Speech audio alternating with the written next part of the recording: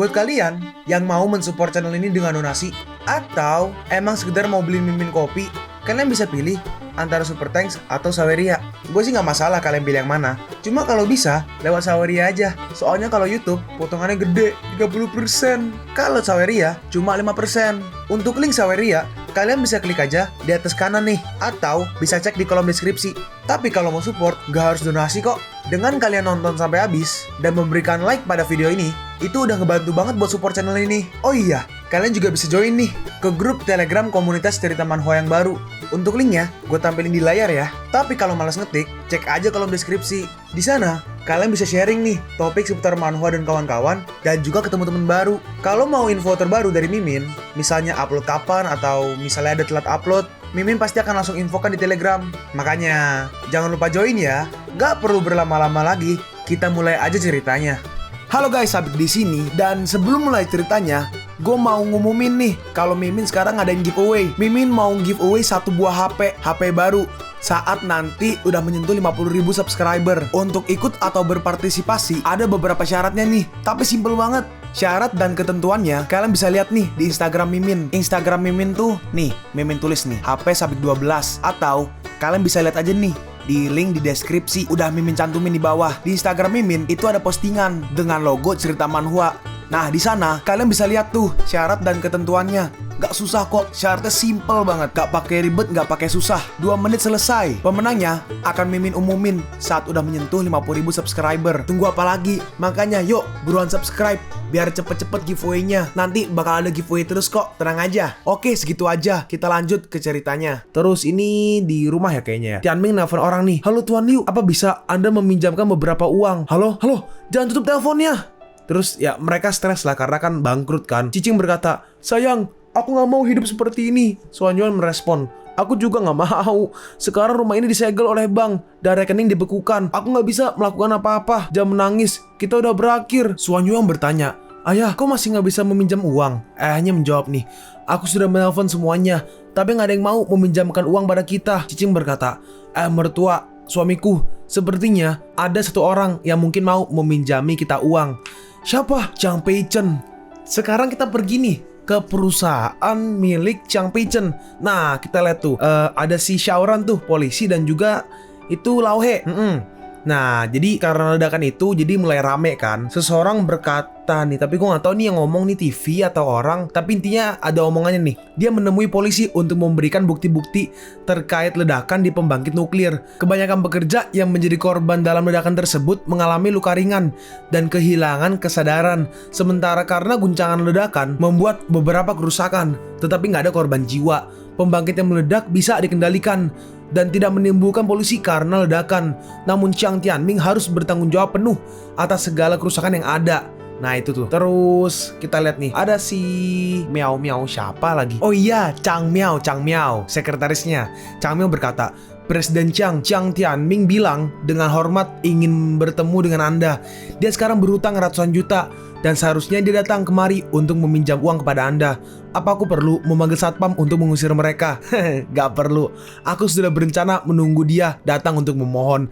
Masalah tentang mereka biar aku yang mengakhirinya sendiri. Terus akhirnya si Chang Pei-chen bersedia nih menemui si paman Chang Tianming. Chang Pei-chen berkata, Paman, apa yang sedang kau lakukan? Bukankah itu tidak pantas dilakukan di depan publik? Pamannya berkata nih, keponakan yang hebat, aku baru aja tahu kalau menantu perempuanku berani mengkhianati kakaknya. Itu gak bisa dibiarkan. Bukankah sudah seharusnya aku membawanya kepadamu untuk meminta maaf? Bagaimana rencanamu untuk menembus kesalahanmu? Aku tidak menerima permintaan maaf dengan lisan. Dia harus dihukum. Dalam hati si Chang Tianming, awalnya aku hanya ingin menipu Chang Pei-chen dengan cuma pura-pura. Sekarang jadi gak mudah. Pei-chen berkata, kenapa? Apa kau datang ke sini hanya untuk berpura-pura dan tidak meminta maaf dengan tulus? Pamannya merespon, enggak. Bagaimana bisa itu terjadi? Suan Yuan, kenapa kau tidak memberi istrimu pelajaran yang baik? Terus dibukakan perban di mulutnya. Terus ditampar sama Suan Yuan tuh. Suan Yuan berkata, kau orang gila. Berani kau mengkhianati kakakmu. Cepat minta maaf kepada kakak iparmu. Chang Suan Yuan, bukankah kita hanya berpura-pura? Berani kau benar-benar memukulku? Suan Yuan membalas, kau wanita bajingan. Kau berbuat salah, jadi harus dihukum. Siapa yang berpura-pura? Dasar kau. Oke, Chang Xuan Yuan, kau adalah sampah yang tidak berguna. Demi meminjam uang, kau benar-benar sampai memukul istrimu. Aku benar-benar buta karena menikah denganmu.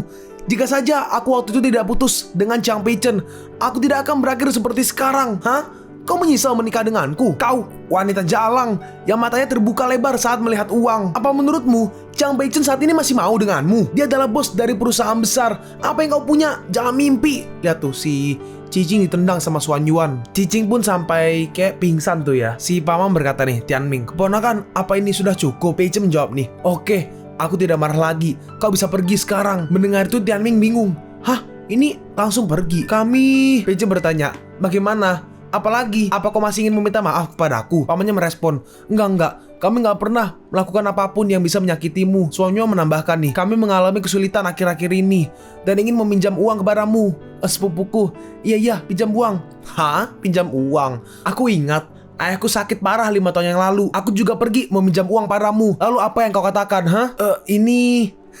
Meminjamkan kepada pencundang itu tidak seefektif biaya memelihara anjing. Paman, dulu kau mengatakan itu kan? Terus pamannya langsung berlutut. Peichen, paman salah. Paman berlutut untukmu. Maafkan paman, kalau kamu tidak membantuku kali ini, sepupumu dan aku akan berakhir pasti. Paman, aku benar-benar masih marah di hatiku. Tapi melihatmu yang semakin tua, aku benar-benar masih marah di hatiku. Hah? Lu kok 2 kali? Oke, ulang. Ini dari komiknya, Bubble kayaknya nggak salah ngisi guys. Jadi ada lanjutannya, tapi lanjutannya nggak ada nih. Lanjutannya sama, coba Bubble-nya isinya. Oke, bentar, gue cari di Inggris. Aku benar-benar masih marah di hatiku. Tapi melihatmu yang semakin tua, aku bahkan tidak bisa memikirkan untuk meninggalkanmu sendirian. Oke, how about this? Kok masih Inggris? Oke, gini. Tapi nggak semudah itu. Kalau kau menggonggong seperti anjing, kau akan menjadi anjingku. Sebagai anjingku, secara alami pasti kau akan aku kasih uang. Bagaimana? Chang Peichen, kau terlalu berlebihan. Lalu tiba-tiba ada yang menggonggong nih. Dan ternyata itu adalah si Xuan Yuan. Ya, masa gue menggonggong juga? Nah, guk, anggaplah gitulah. Saudaraku, bagaimana menurutmu? Apakah ini membuatmu puas? Sepupu, kau menggonggong dengan baik. Bagus, aku gak marah lagi. Kau pergilah ke Chang Miao untuk mendapatkan uang. Tapi uang itu hanya bisa digunakan olehmu. Kalau diberikan kepada ayahmu, aku akan mengambilnya kembali. Xuan Yuan merespon nih, iya, kau bisa percaya padaku. Aku tidak akan memberi ayahku sepeser pun. Hah? Ayahnya membalas, kau anak durhaka. Aku sudah membesarkanmu selama bertahun-tahun. Xuan Yuan membalas nih, kali ini kita seperti tikus yang menyeberangi jalan bersalju. Aku benar-benar muak dengan hari-hari sulit tanpa uang selama periode ini. Jika bukan karenamu, aku tidak akan seperti ini. Aku gak mengakuimu sebagai ayah. Siapa yang kaya, itu adalah ayahku. Ayahnya membalas, kau keparat. Paman, apa kamu gak ingin menggonggong? Cepatlah, kalau kau tidak ingin menggonggong, kau gak diterima di sini. Aku adalah pamanmu, aku udah berlutut untukmu. Jangan terlalu banyak menggertak, beri aku uangnya, dan aku akan langsung pergi.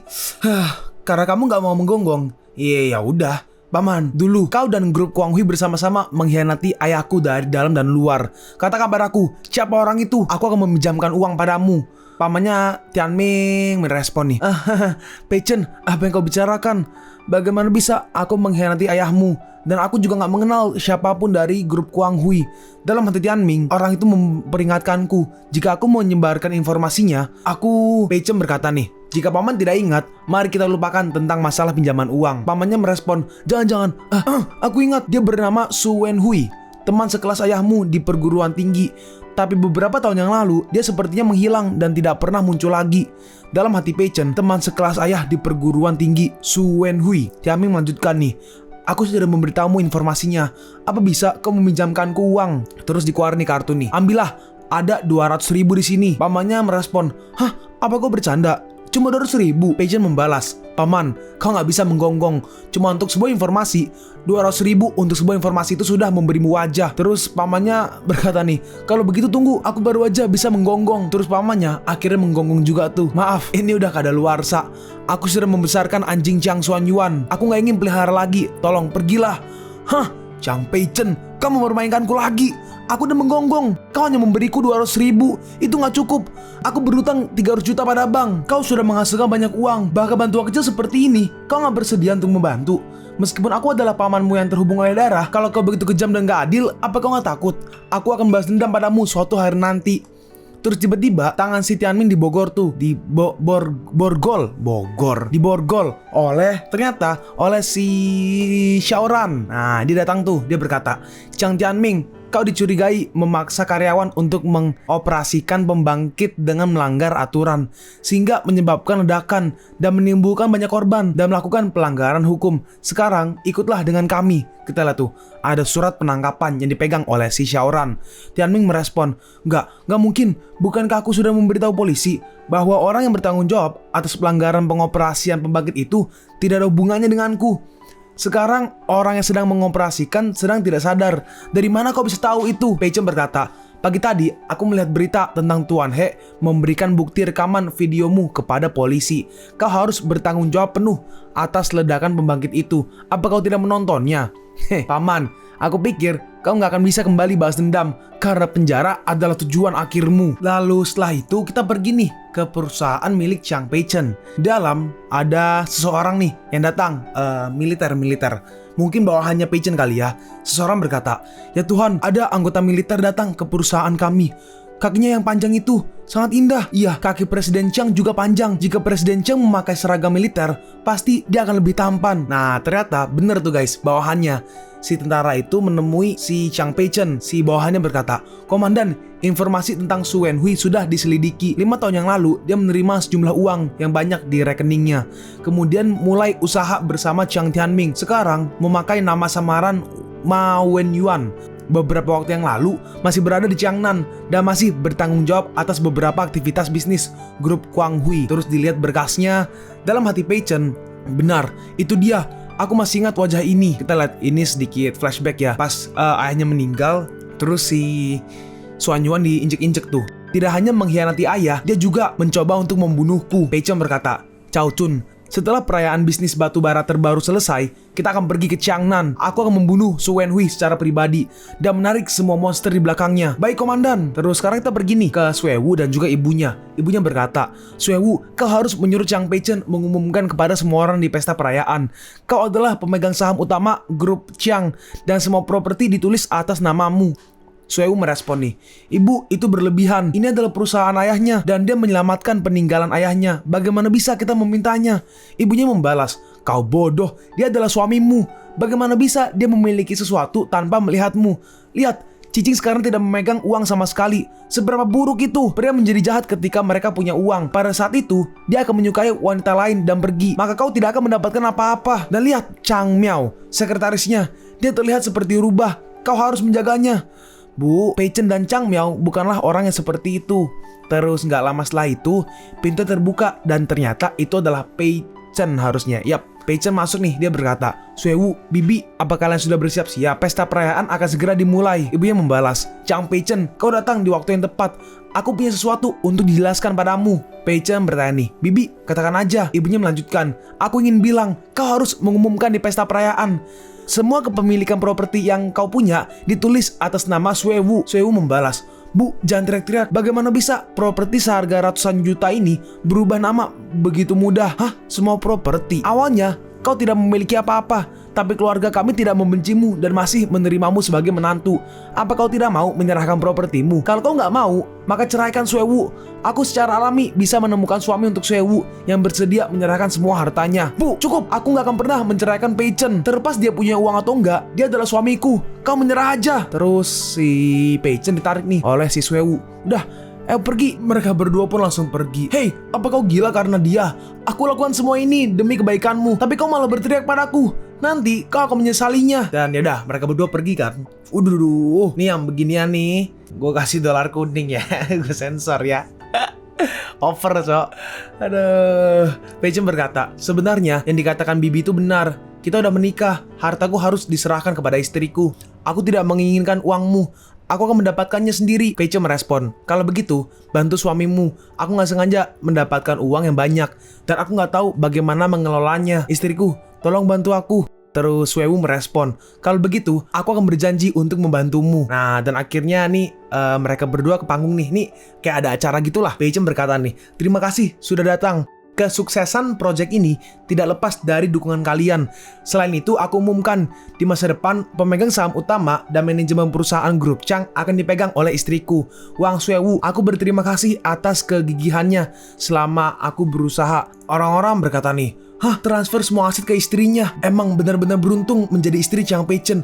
Iya, itu sangat membahagiakan. Terus kita lihat nih, si Chang Miao manggil nih, Presiden Chang, Lao He ingin bertemu. Katanya, dia memiliki sesuatu untuk didiskusikan. Pei-chen merespon, baik, aku akan pergi. Dan Pei-chen menghampiri Lao He nih. Pei-chen bertanya, Lao He, aku dengar kau memiliki sesuatu untuk didiskusikan denganku. Lao He merespon, Presiden Chang. Loh, Pei-chen kemana? Kenapa tiba-tiba aku tidak melihatnya? Aku ingin mengajaknya berdansa. Terus dia lihat tuh, oh ternyata di sana. Terus mau ini gue sensor lagi ya. Terus pas mau dihampiri nih, di belakang ada seorang misterius. Lao He berkata, Presiden Chang, aku benar-benar membutuhkan bantuanmu kali ini. Ini adalah temanku, Feng Chen Chen. Yup, Feng Chen Chen, putri dari Feng Chaisen dari Changsheng Group di Jiangnan.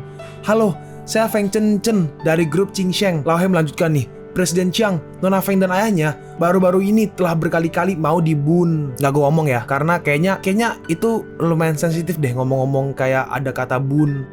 Itu aku potong ya. Itu gue gak tahu deh. Gue takutnya sensitif aja, jadi kalau misalnya yang agak kasar-kasar banget kayaknya bakal gue cut untuk menghindari resiko-resiko kayak inappropriate language, profanity, atau itu kalau bahasa Indonesia itu kata kasar.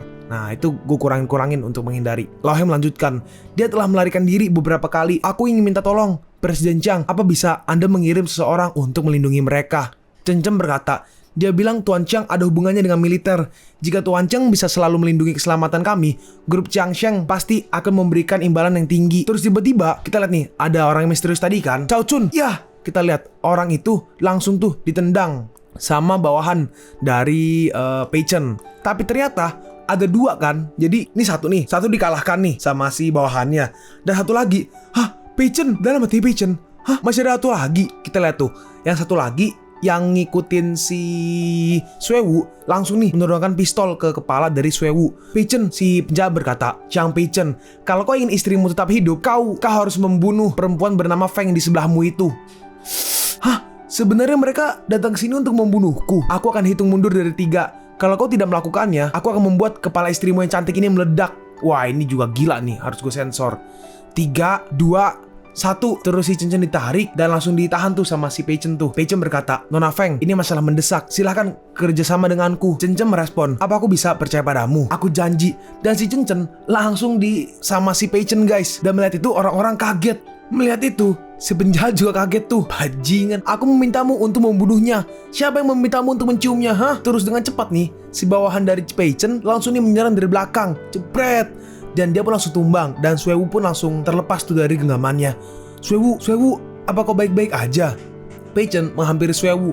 Tapi dengan cepat, Xuewu langsung menampar Pei-chen. Pei-chen berkata, tadi waktunya hampir habis. Jadi aku gak punya pilihan lain selain melakukan hal itu untuk menggertak si penjahat. Antara aku dan Nona Feng gak ada apa-apa. Tolong jangan marah. Xuewu, kau mau kemana? Dah, kau jangan ikut aku. Dan si Xuewu pun pergi tuh. Si bawahannya berkata, apa Anda mau mengejar Nyonya? Pei-chen menjawab, nggak perlu, kirim beberapa orang untuk mengikutinya diam-diam dan biarkan dia pergi. Sesuatu terjadi pada acara perayaan. Cari seseorang untuk menghibur dan meminta maaf kepada para tamu. Dan setelah itu, siapkan pesawat khusus. Sudah waktunya bagi kita untuk pergi ke Jiangnan dan menemukan Su Wenhui untuk melunasi hutangnya. Siap, Komandan. Nah, kita lihat nih. Dan mereka pun pergi nih ke bandara untuk naik pesawat dan pergi nih ke Jiangnan. Nah, setelah sampai, mereka turun. Pei-chen bertanya, bagaimana penyelidikan tentang Feng Chen Chen? Si bawahannya menjawab, semua pembunuh. Nih, gue nggak tahu nih, baik banget kata bunuh. Gue nggak tahu nih, takutnya gimana ya? Serba salah. Gue nggak ngomong gimana. Ya udahlah ya. Lanjut. Semua pembunuh terkait dengan grup Kuang Hui. Mereka ingin memonopoli bisnis di Jiangnan dan berusaha menyingkirkan grup Chingsheng, satu-satunya saingan mereka. Sebenarnya, dia bukan lawan mereka dalam bisnis, jadi dia mulai menggunakan cara pembunuhan. Sungguh ambisi serigala. Dia yang jadi pemimpin. Aku akan membuatnya menjadi sampah Jiangnan, sehingga semua orang bisa menginjak-injaknya. Terus tiba-tiba nih ada yang ribut-ribut nih. Minggir semua, grup penggemar Kun di sini untuk menggelar karpet merah. Yang bukan penggemar Kun pergi lewat pintu lain. Kita lihat ada yang menggelar red carpet atau karpet merah. Ayo minggir, jangan menghalangi jalan. Seseorang berkata nih, duh, penggemar gila ini lagi. Seorang lagi merespon, "Shh, jangan ngomong gitu, jangan bicara lagi. Orang-orang ini gila. Hati-hati terhadap mereka. Itu akan membuatmu kerepotan." Kita lihat. Jadi karpetnya digelar ke tangga. Terus kan ada kakek-kakek tuh. Kakek dorong, Cok. "Ini karpet merah untuk Kun. Jangan menginjaknya dengan kakimu yang kotor itu." Kakek didorong ke tanda, didorong sampai jatuh. Parah, Cok. Terus yang ngedorong berkata nih, "Kalian segera singkirkan orang tua ini. Jangan sampai menunda konser Kun." Seseorang berkata, "Tapi sepertinya dia terbentur lantai. Haruskah kita menelpon keamanan bandara?" Tunggu, aku nggak melihatnya terbentur lantai. Kenapa tidak diseret dulu aja? Lagi pula perjalanan Kun nggak bisa ditunda. Kalau begitu, ya udah tarik ke bawah dulu. Terus tiba-tiba berhenti. Kalian pun sampai di penghujung video ini. Kalian mau tahu lanjutan chapter ini? Atau manhwa menarik lainnya? Makanya, jangan lupa subscribe biar kalian gak ketinggalan kalau gue upload video baru. Jangan lupa like, komen, dan share ke teman-teman kalian supaya channel ini bisa lebih berkembang ke depannya. Segitu dulu dari video cerita manhwa. Gua Sabik undur diri. See you on the next video. Zaijian!